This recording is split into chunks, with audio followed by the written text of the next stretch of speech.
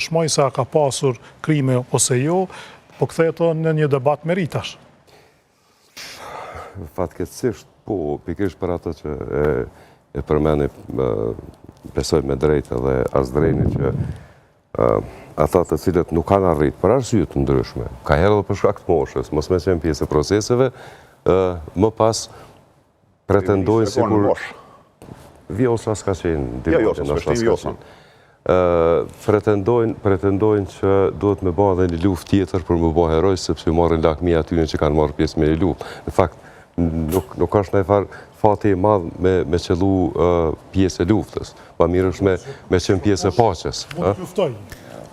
Po duhet me pas një luft për me luftu, se duhet me bëha luftën. Atër nuk akuzon. Lufta s'bahet ka.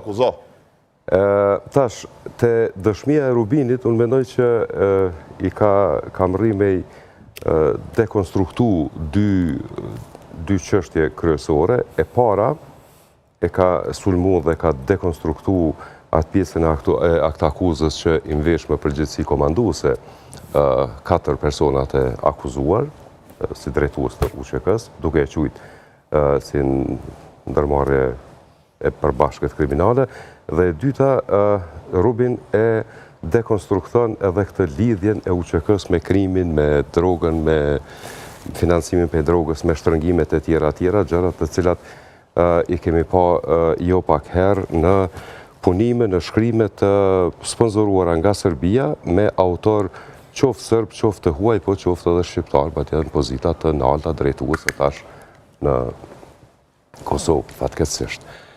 Ajo që Rubini dhe po i dekonstrukton edhe shkrimet të disa Kosovës. Do të kthejna prap të ajo pyetja e parë, se s'po du me u shmang, po për mu dje ishte shumë e rëndësishme kur James Rubin e shpjegoi situatën me shkrimet e Chris Hedges në New York Times.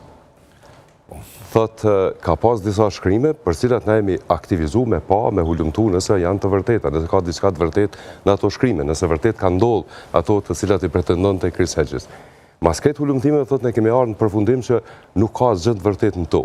Dhe përpasoj, New York Times, me që Chris Hedges nuk arrin me i vërtetu ato pohime, e pushojnë nga puna. Nuk e di nëse vërtet e kam pushu nga puna, për me qenë këti sinqert, për këtë, apo për disa situata të tjera, sepse ka pas edhe disa situata të tjera Chris Hedges, pikërisht me administratën amerikane pastaj, po që ndërlidhen me këto shkrime.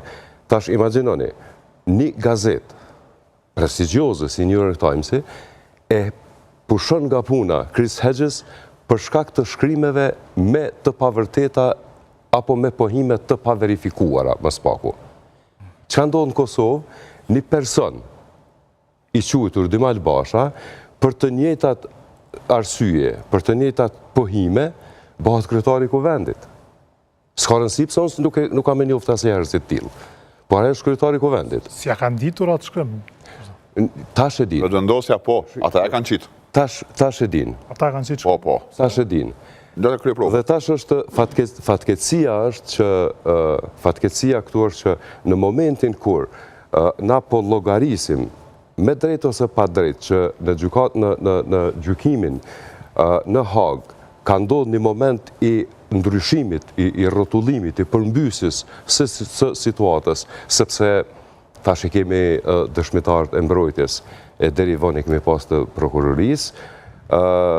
Në këtë moment dalin, në këtë moment krijohet në Kosovë një klimë e tillë kur sulmohet James Rubin për shkak të këtyre deklaratave.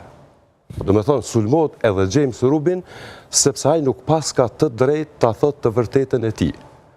Ndërkohë që unë me moshën që kam, me profesionin që kam ushtruar në atë kohë, gazetar, po edhe ti ke qenë në atë kohë gazetar, Iliri ka qenë i angazhuar me këto punë, na e kemi pa që unë spaku e kom pa që dëshmia James Rubin është përshkrimi ma realist dhe ma korrekt i mundshëm i asaj periudhe. Do me thonë, nuk ka, pavarësisht që neve mundet me na duk sikur është si dëshmitari mbrojtjes është gati avokat ma shumë se sa dëshmitar. Po në fakt James Rubin është ai i cili po e bën përshkrimin ma real të situatës së asaj periudhe, Dhe për këtë po sulmohet, Personi ma informuar. jo, me thonë të drejten, se cili prej nesh, në momente të tilla sinceriteti, nuk po them si dije dhe si mbarshtrim i fakteve, po si prezentim i fakteve kishim e thonë të njëjtën gjë. Nuk kam asnjë Dhe të duhet nënvizuar se duke